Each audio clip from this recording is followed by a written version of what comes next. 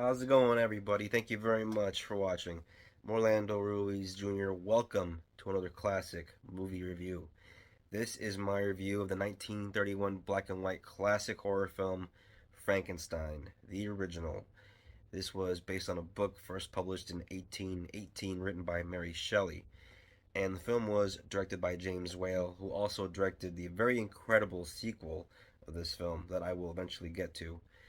And I'm a big fan of the Frankenstein monster. For me, he is the granddaddy, OG Mac Daddy of movie maniacs. So Freddy, Jason, Pinhead, Chucky, Leatherface, Ghostface, Jigsaw, you name it, they all owe a lot of respect to the Wolfman and Dracula and Phantom of the Opera, and yes, of course, the Frankenstein monster, in my opinion.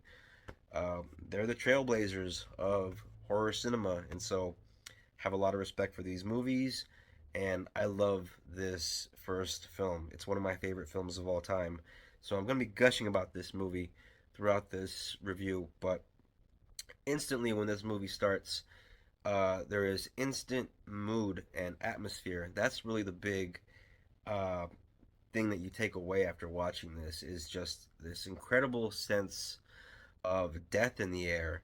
And there's something about the black and white that captures this for this particular story, which is all about life and death, basically. So, right when this movie is starting, just after the Universal opening logos, we see an actor from the film come out and give kind of a disclaimer to the audience. The film they're about to watch might shock them or horrify them. Then, and then he says, "Well, we warned you." And then the credits start, and that's just a really cool way to start a movie. So right after the credits, the very first scene is at a graveyard at night, and it's very foggy, and you got Colin Clive as Henry Frankenstein. In the book, he is Victor Frankenstein. The movie changes it to Henry. I don't know why, but either way, you got Henry with his pal Fritz. Fritz is a hunchback, and his assistant Fritz is helping him to dig some graves up because he's getting different body parts for his assembling of the person that he's making. Henry examines the brain of one of the corpses that he and Fritz just dug up and realizes that it's no good. And so they need a new brain. And next scene, you see Fritz coming into a classroom, breaking and entering a science class, and there's a bunch of jars up on like a high desk or like a counter. And whether I watch this scene in this film or whether I watch it in the 1974 spoof of this film, Young Frankenstein, great Mel Brooks movie, it always makes me laugh. Whether it's the spoof or whether it's this, I think that I laugh because of the spoof, but it's hard not for me to not to think of it because I've seen the Mel Brooks, spoof so many times because I love that movie so much because it's made with so much love. So Fritz accidentally knocks down the jar, breaking the jar, ruining the brain, and sees the counter and reaches for a different brain in a jar with a label that says Abby something. We all know what that said. Abby normal, that's right. And so then we cut to the scenes where they're back in the laboratory, and while he's working, all of a sudden his dad and his fiance show up with his fiance's hanger around her. This guy that's like all over her jock the whole time, and he just really wants Henry to fail, and he would like to kind of slide him out of position and kind of slide into his spot with Elizabeth. And he kind of acts like he's Henry's friend, but you could tell he's waiting to backstab him at first chance he gets. The professor and Elizabeth and Henry's father are standing outside while it's raining, and they're shouting at the door, "Let us in, Henry, let us in, we're getting wet." And he's just looking down at them from this window up above as they're shouting, "Let us in, Henry." And then he starts shouting back at them, "Go away, leave me alone." Sorry, that's my bad Colin Clive impersonation. Given that this is the story of Frankenstein, of course, the theme of man playing God is explored in this story and in this film. And I really love that this is an old black and white movie that at its core is a horror movie because it involves a monster that terrorizes the countryside, but it has some really deep philosophical themes to it. So Henry's old best friend, who tagged along with Elizabeth and the professor, calls Henry crazy at a certain point, and Henry's response to that is to show him exactly just how crazy he is by showing him what he's been working on. So he brings them to his lab and actually shows them and tells them to all sit down. And then he gets to work. Fritz starts turning things on. The platform raises with the monster on it. The monster ascends above the building because it has to be raised in order for lightning to hit it.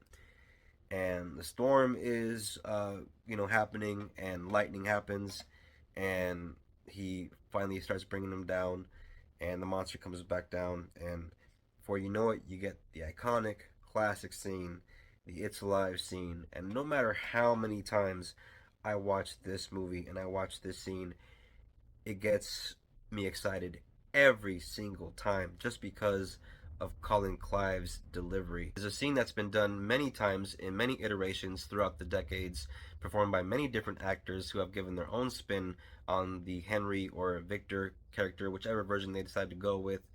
But for me, no one has ever been able to recapture that Colin Cilve magic the way he yelled those words. Maybe the closest has to be, for me, for my money, the closest has got to be Gene Wilder in Young Frankenstein. So the creature comes to life for the very first time, and it isn't very long before Dr. Frankenstein has him in a big dark room chained up. And the creature doesn't really like that, especially when he has to get lashings from Fritz every now and then, because Fritz just enjoys tormenting the creature with lashings and fire. Eventually, the monster gets enough of that and decides to break out. And of course, he's going to roam the countryside, and tragedy will happen because it is basically a killer on the loose. And this is, to me, one of the very first, mad killer movies. Even though the monster isn't like a serial killer, uh, throughout the series of films, he does rack up quite a body count, especially in the sequel, which is also directed by James Whale. This is a movie that I recommend to anybody that's looking to get into black and white movies or classic movies, because just the feeling of atmosphere, that feeling of death in the air whenever you have the graveyard scene at the beginning of the movie, the way the fog looks, with the way the lighting looks, and it's just a perfect black and white movie. It's the perfect story for black and white, and it is a bona fide cinematic classic. This is a 4-star movie, Frankenstein. It is out there. This is my copy of the DVD collection of 8 films in the series, all the way from the first film to Abbott and Costello Meet Frankenstein. This is Boris Karloff there as the monster, and yeah, 4 stars. 1931 Frankenstein. It is cinema gold, as far as I'm concerned. So yeah, uh, you can also find it, I believe, on Peacock. For those of you that have Peacock, you can find all the classic Universal Monster movies on there for the most part, or at least most of them. At least you could last October. I don't know if it's changed by now, but uh, yeah, there you have it. So thank you very much for watching, you guys.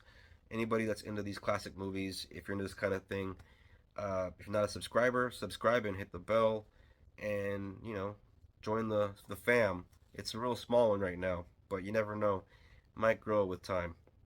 But I appreciate all the support, and if you want to share, I'd appreciate it. If you want to like and comment, I appreciate it. And look around for the next review. Thank you very much, you guys. Take care.